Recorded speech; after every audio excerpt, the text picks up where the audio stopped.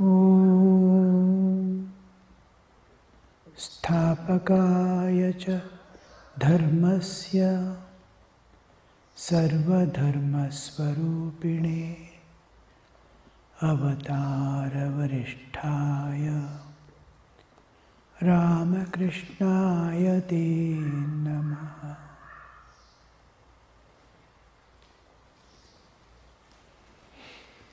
Life of renunciation, Tyaga Jivana. All these days we have been discussing about this. Today I think we will just end this subject, and from tomorrow we can take up the vows of white cloth, the significance, the purpose and all that.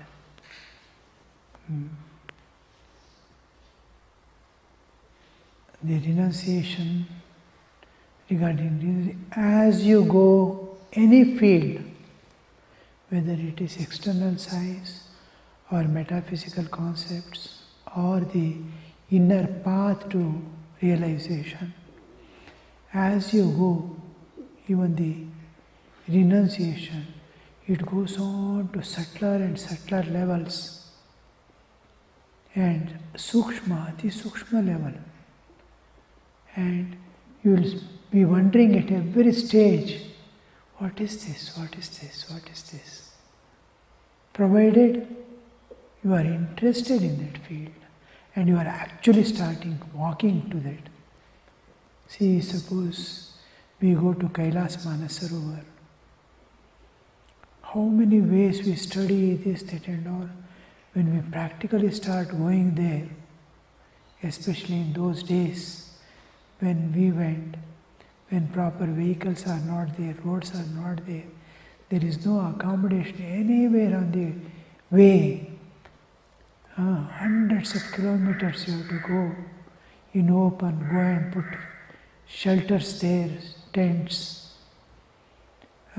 prepare your food, take food for all the 20 days or 25 days till you come back. Huge amount of food you have to carry.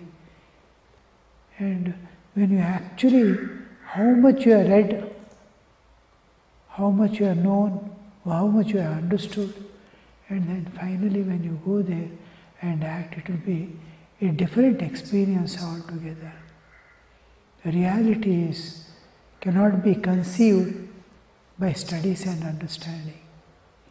There actually the reality you are going to see when the sadhana begins, when renunciation possesses you, then you will understand what it means, how deep it is, because it is from the mental level and intellectual level we are trying to understand, but existential level, how things which are, it is entirely different picture you get of the renunciation as you go. A rough and clear picture you will get only in Bhagavad Gita. But you have to learn reading between lines. There will be meaning which is so hidden, so it is evident but cannot be known so easily. So here we see till now what we have understood the renunciation, when we analyze and see, there is common life. All these years we have been living a common life. In common life, it is dominated by desires. Constant, whatever be the desire, such small desire or big desire, desire alone is keeping us alive also. If desire is not there, what for should I live? Some desire will be there. The desire is going to make you live and fulfill that desire. Now, desire is dominating your life in the world. When you some desire or other, just I want to see outside. A desire is there to see outside. I am sitting for ekanta and just a thought comes, let me see what is outside. Just that desire is there. Inner drives are there and that is dominating our life. And second thing is fulfillment of ego. I am so and so, I have this, I have that. While talking to people, that ego is making me talk. Ego is making to protect myself. Ego is going to present itself. How I have to behave with whom. Everything that ego is bubbling and ego. Fulfillment of ego and drive of the desires. This is what we see common life. And we led that common life all these years. Now the renunciation is not the end. Renunciation is a process by which the same life is going to continue. When we see Bhagavad Gita, the speciality of Bhagavad Gita and Ramakrishna's Gospel of Ramakrishna is that the life is going to continue as it is. But their desires were driving and ego was seeking fulfillment. The kartritva, bhoktritva and jnatritva, I do, I enjoy. Of ego is getting fulfillment. Now the same, you are doing the same work, you are in the same family, you are in the same thing. But what happens is, now you are going to achieve a state when you are going to do the same thing what you are doing, but in constant union, oneness with the divine. To become oneness, to have that oneness with the divine and do the work, it is disinterested work. It is what we call work for work's sake, selfless work. I don't want anything from this. Then you are in association or you are in constant union with, oneness with divine. I am divine. In that awareness, you will continue, you will do the same thing. You are not bound by karma. You are in the constant awareness of the divine and you are experiencing the transcendental from within. The transcendental bliss and peace is pervading your heart and mind. Body is working in the world. This is what we see in Bhagavad Gita. Sita Prajna Lakshanas and all, what he gives is a beautiful state after realization. He gives in the first beginning itself, Sita Prajna Lakshanas and Atma Jnana. After giving Atma Jnana, he will take you to the renunciation, last chapter. First begins with Atma Jnana. You are the self. Nainam Chindanti. Shastrani. And then Sthita Prajna Lakshana. What are you going to achieve through this? What will be the end point? He gives. The conclusion he gives first. Then last chapter is the Moksha Sannyasa Yoga. That Tyagasya cha Rishikesha. The Tyaga. Renunciation is the last chapter of the Bhagavad Gita. Then we see the transition from normal life dominated by desires and in fulfillment of ego, I am living a life, and that it is going to shift to the transition. I am going to pass through a stage. That stage of passing through is renunciation. I am going to a state wherein I am one with the constant flow of inner bliss is there. Now, all these years, desires used to, vasanas used to drive. How is that he is telling me like that? Who do he thinks me to be? All this ego, this, that. Now, so much of peace and bliss within that he doesn't seek for anything from anybody. this state of union with the divine is what is expected. And to come from that stage of common life to the state of oneness with the divine is what is called renunciation. Tyaga means it is not tyaga of the external world or anything. It is shift from one state of your existence, one state of your existence, to another state of your own existence. You are climbing to a higher level of consciousness. From the lowest level of consciousness of fulfillment of desires and fulfillment of ego to the expansion. What happens now in this state of oneness with the divine is, now what is going to happen to the work that you are doing? I am continuing the work. What is going to happen to that work? What happened to the karmic fruit? What desire you have to, why should you do it all if you don't have desire? But the realized soul continues to do. For what? You have nothing to attain through. There he sees your being, your very being in this world as bodily being belongs to someone. It belongs to God. It belongs to nature.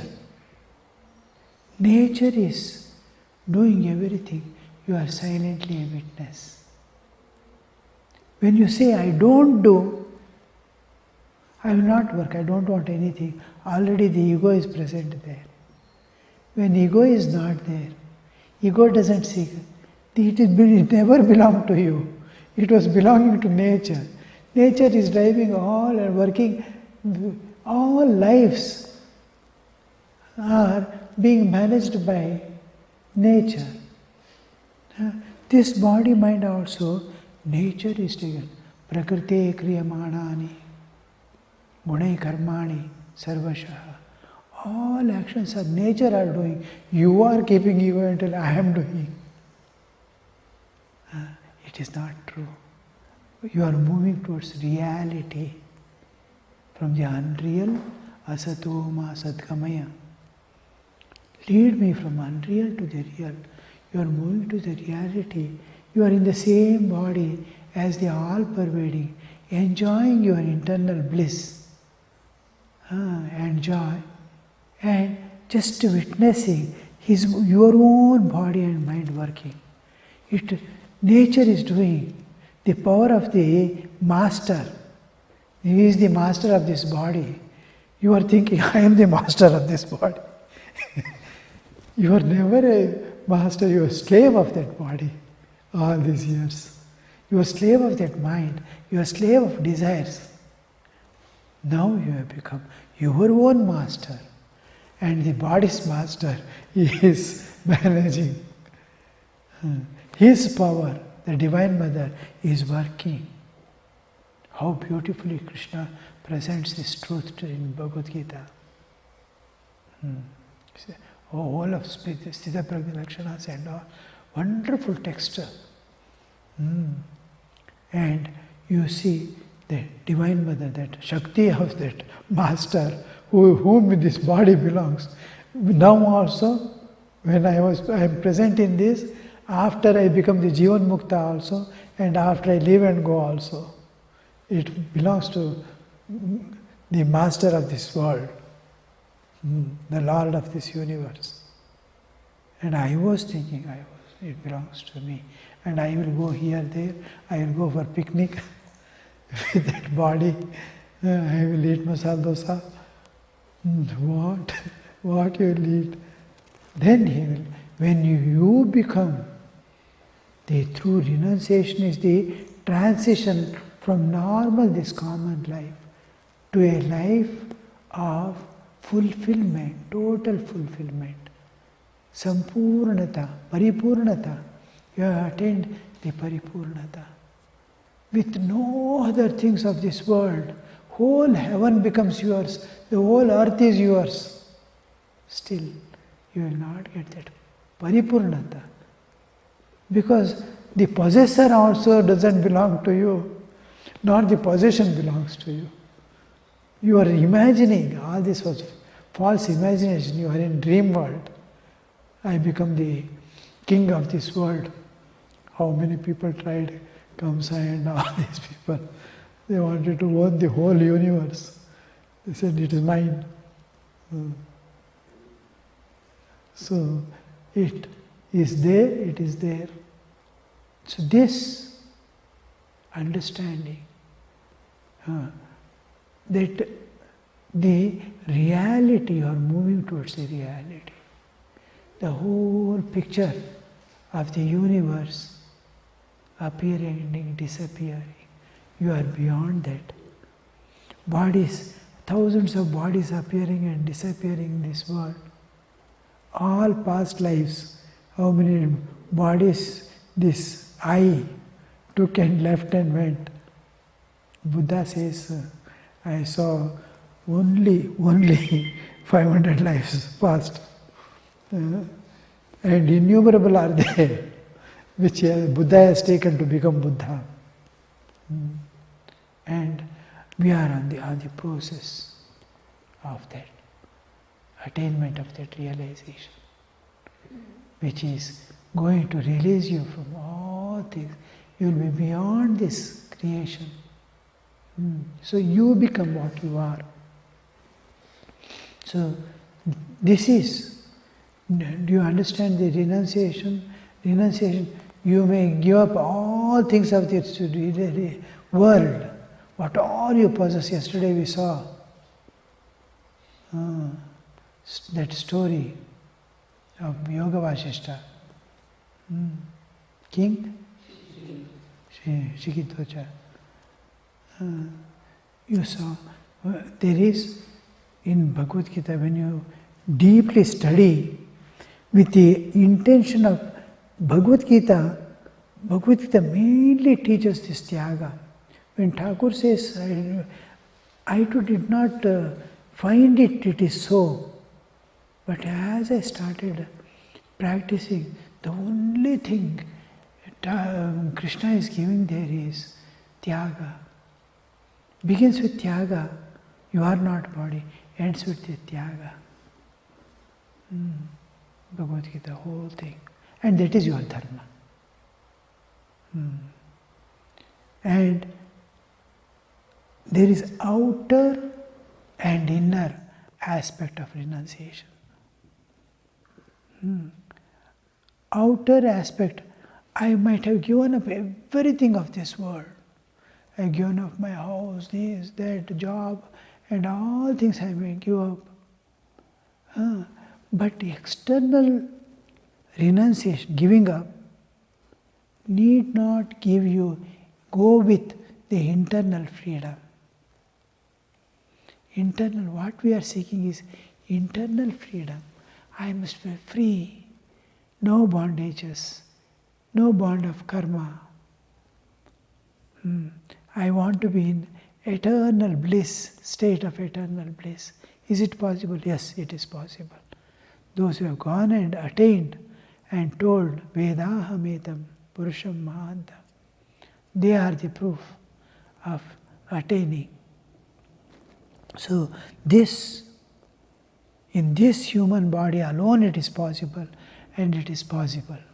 And it is possible for everyone. Sri Ramakrishna says, irrespective of your status, you may be great sinner, whatever karma you might have done, whatever may be your samskaras, if you want to know yourself, nothing can stop you. Neither your karmas nor vasanas can stop you for knowing yourself, because it is yourself. It is not somebody's self. And not, you must have that desire, and you must pay that price if to attain that knowledge. Be ready to pay that price, and you will get it. So this external renunciation, what we are seeking is inner freedom. The external need not go with the inner freedom. One who has attained inner freedom will have the external renunciation also. He is unattached to everything. Totapuri Maharaj says, now to Sri Ramakrishna, now you can live with your wife. Nothing will happen to you. You are Brahmajnani. So, nothing will affect. He is not bound to anything. His paripurnata is inside. It is like a millionaire. He is the richest person in the world. Somebody gives him 5 rupees. Whatever you can give. He takes it. But it doesn't have any value at all. Anything of this world cannot be related, even there is no comparison with the Atma Jnana and Atmananda. So, there is no comparison. You cannot compare with any of the enjoyments of this world with the Atmananda. It is, you are owning a thing which you cannot find anywhere. So, this internal freedom, we need not go with the external. Inner renunciation is something else. Inner renunciation is a higher state wherein inner freedom you have got, wherein nothing is holding you from within. Attachments are not there. Desires are not there. You don't have any desire. You have no attachments externally. What you are not seeking anything. You have no intentions. You have no demands from this world. You have no expectation from anybody, anything. Inside is calm and pleasant. This is inner renunciation. But to attain desireless state from within, to cross over the desires is extremely difficult. It is very easy to say. Very easy. Get rid of desire, why are you working like this? It is very easy to say. But to get rid of desires is almost, it may not be impossible, but it is next to impossible. So, how much struggle must be there? So, we begin with the external renunciation so that I am not carried away by the world. External renunciation becomes primary first because otherwise you will be carried away by the external currents. So, but external renunciation doesn't give you inner freedom at all. Inner renunciation has to eventually, external renunciation must eventually become the inner renunciation. The inner, it must mature into the inner without taking long periods. This life I will do external renunciation, next life I will become internal renunciation. I will be born as Ramana Maharshi. No, you cannot postpone. External renunciation must immediately begin to nourish the inner renunciation. It is just a protection, insulation. Just like some insects and all. They cover themselves and live there. The stages of this one. In cocoon they enter, no? Larva. And then they get wings and all that, then it breaks open and starts flying.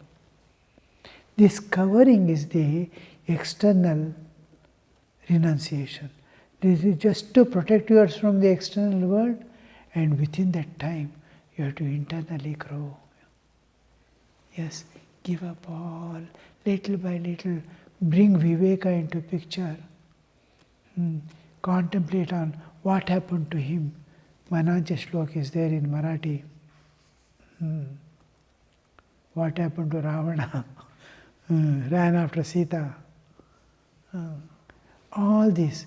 one by one, whatever desires appear, whatever things, each time a things come up from within, pop up, you will attend to it carefully, calmly, and eliminate it. Oh, this is not worth, this is not worth, this is going to harm me. And then this process, then you will see each thing that has gone away from you, which was binding you, you get more freedom, you become more divine, you feel that oneness with the divine clearly. This is to feel oneness with the divine, and by which all things fall off by itself, is the true inner renunciation. So, inner and outer renunciation. Why do we need external renunciation? Is till you ripe from within.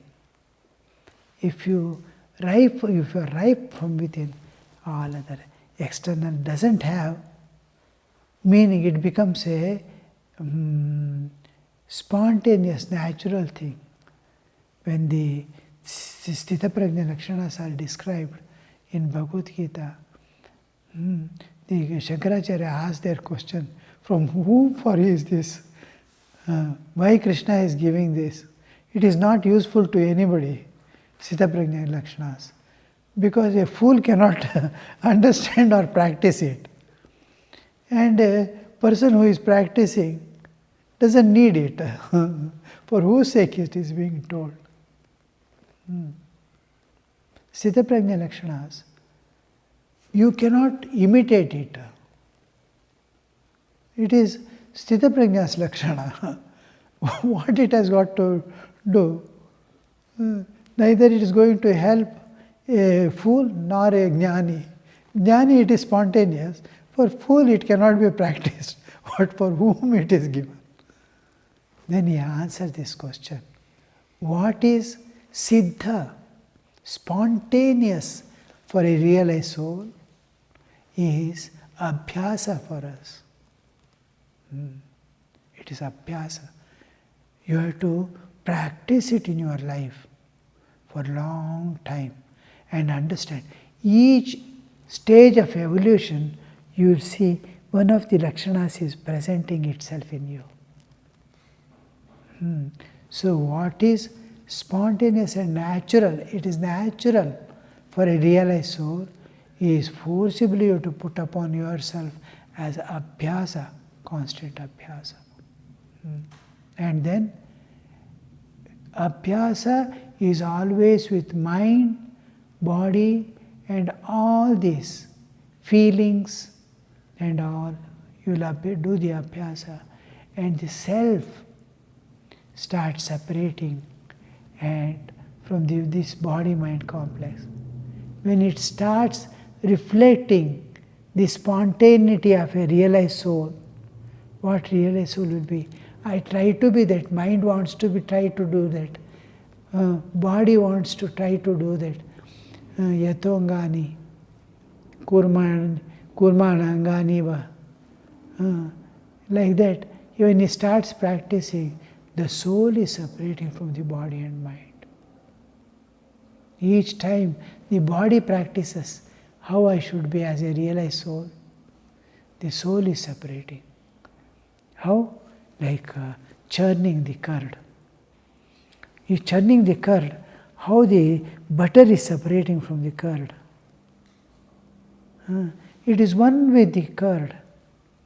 In milk you see, the butter is one with the milk. You can't, even if you filter and see, you will not get. After curdling also, you will not find butter. But go on churning it. This is abhyasa. When you go on churning, slowly the butter separates and starts floating. And it doesn't get mixed up again. How beautifully it separates. It was, every grain of it was one with the milk. Every part of the milk had that butter, unseen, unperceived. Now, that separates from that milk after churning, abhyasa.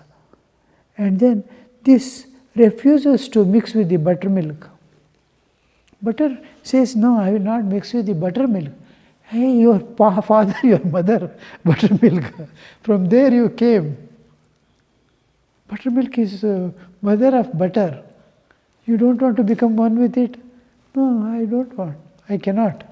I cannot. So separates a self from body, mind. And then it never becomes one again with the body, mind.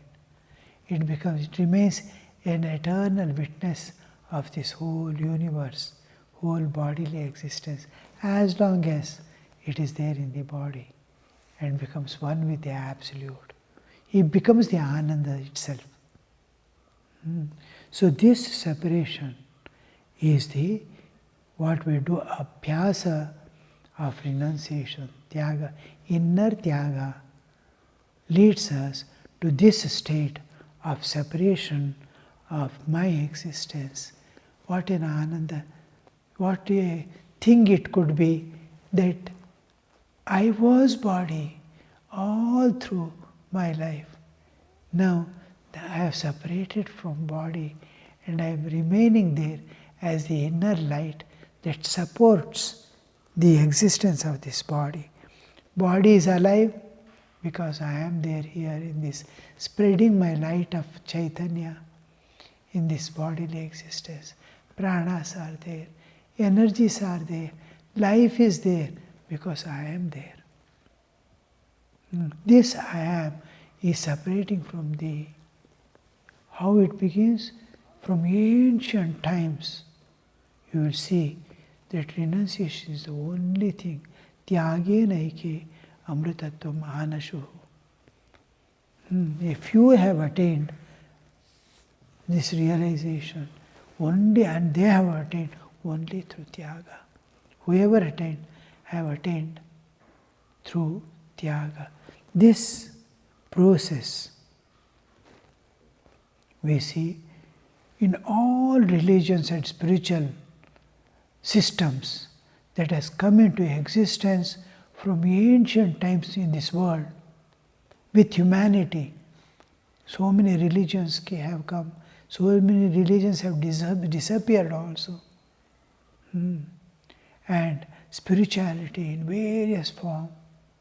And this renunciation also has taken so many forms. How I am going to practice the renunciation in my life? Each individual life is an independent path which is not going to match with another person's. Sri Ramakrishna says, as many faiths, so many paths. But in reality, you will see, as many individuals, so many paths. Not as many faiths. Each individual is an independent path. Yes, it cannot be imitated. He cannot take anything from other persons because he is at a different level of evolution, different state of existence, different samskaras, different vasanas, and he finds his own path. Just like water that falls from rain, each water finds its own path to ocean. How beautifully they go. One water is going this side, another water is going this side, and all will connect there in the ocean again. It's like that. Each person is moving in his own way. So renunciation takes innumerable ways. The renunciation, each imbibes that renunciation. Because renunciation, without renunciation he cannot reach. It is the transformation from his normal life to the life of being a spirit. Being a spirit, not spiritual life. Being a spirit. To that it is transformed. What is the conveyor? Conveyor is only one conveyor, that is renunciation. So renunciation, history, whole of the history and beyond the Puranas and epics, what all scriptures are there, whatever we have known, whatever elders has seen, whatever people who have experienced this path and attained the state of Jivan Mukta, what all they have told till today, if you analyze and see, the renunciation has taken innumerable forms, and each individual who wants to go to that path adopts it to his own way, his own samskaras, his own vasanas, his own understanding of God. He is going there. The Lord alone knows in what path he has to go. That's why he is called Bhagavan. Mother Nature sets the whole thing. Whatever is the inner guide is there to take you. Inner guide is there. From within the spontaneous. Many times we think that is my path and will be going, and an obstruction comes that you cannot transcend. Huge hill is standing in front of you. By no means you can climb or cross over. Then you will think, oh, how to go. You start taking I have to go in this direction. But there is no path anyway for me. Then I will divert. And ultimately, we come to a state where my real path is visible to me. Last I will be taken to my path and left. The whole thing is designed by, and wherever you are, by mistake also you have gone somewhere, from there it will be showing the path. Wonderful thing you are doing every day. What is that called? We want to go to GPS. That mobile they will keep and put something. GPS. You have, now you are going somewhere, you will see that it is showing you go this way, and you go and see that the road there is no place. One big this digging is going on. Then you will go divert, and immediately the moment you turn, it is showing the path from there. Wherever you go wrong way, he is showing you go this way. You go turn and go reverse. From there it shows the path. Wherever you go, wherever you land, from there somebody is there, somebody is showing you path. Wrong direction. It is showing direction, your place is there. You go to the wrong direction. From wrong direction it takes you and shows from wrong direction how to go there. God is like that. Wherever you are, in whatever state you are, whatever samskaras you have acquired, nature and mother, mobile and GPS, they will be constantly guiding you from within. The urges come there. One only thing what you need is to fix your goal. I have to reach. This life I have to complete this journey. How many lives have I spent in various ways? This life, let it not go in vain. This life, before the body falls off, don't know when it is going to fall off. So, before it falls off, I have finished my task. That decision, fixing your goal is your responsibility. The path is decided ultimately by nature and God. GPS will show you where you have to go. If you don't know where to go, you have GPS, but where to go if you don't have destination? What you will... it will show only where you are. GPS if you put on, it will not show the path. It will be ting, ting, ting, ting, ting, ting. You are here, you are here, you are here. Then he will ask, where you want to go?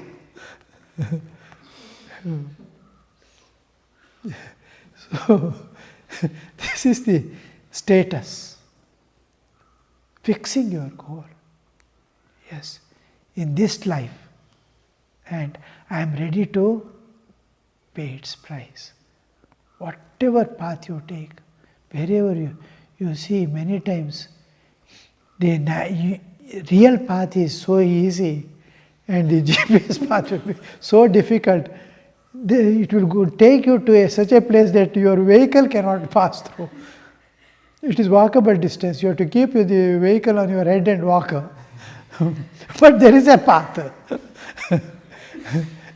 You have to leave the vehicle and start walking. It is many times, most of the times, rather than in India.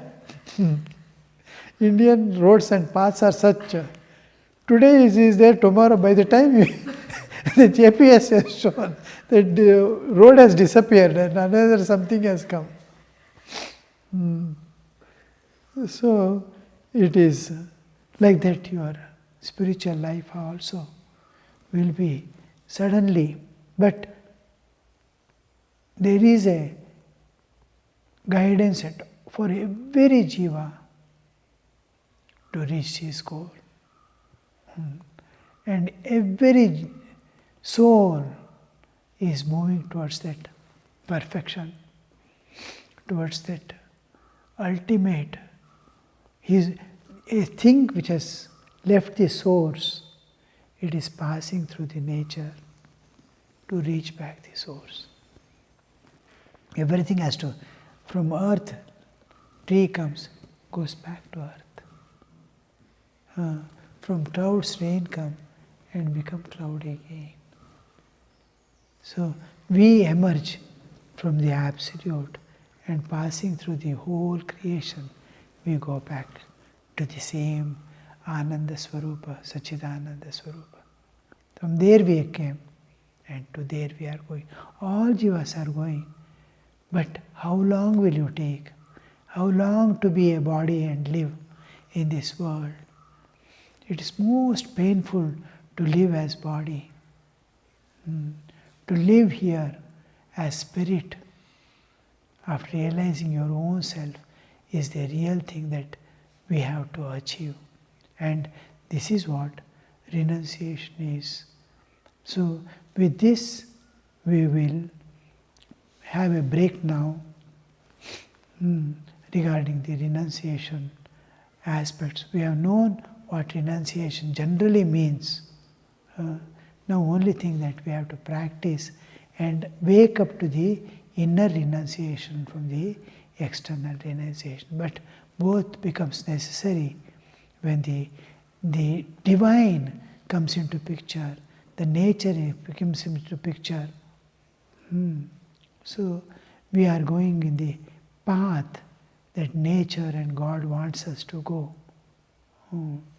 And now we will shift from renunciation, and many people who are in the household life, Thakur is to differentiate between the inner circle and the outer circle. The outer circle will be protecting the inner circle, and inner circle will be broadcasting. They are like the tower that broadcasts. So they will attain and show how to attain also. The other householders will protect these people who do and show and give to others and go. Leave legacy behind and go. They belong to the inner circle. The outside circle also will practice the same renunciation, what we have discussed now. So many householders are witnessing, it will reach them also.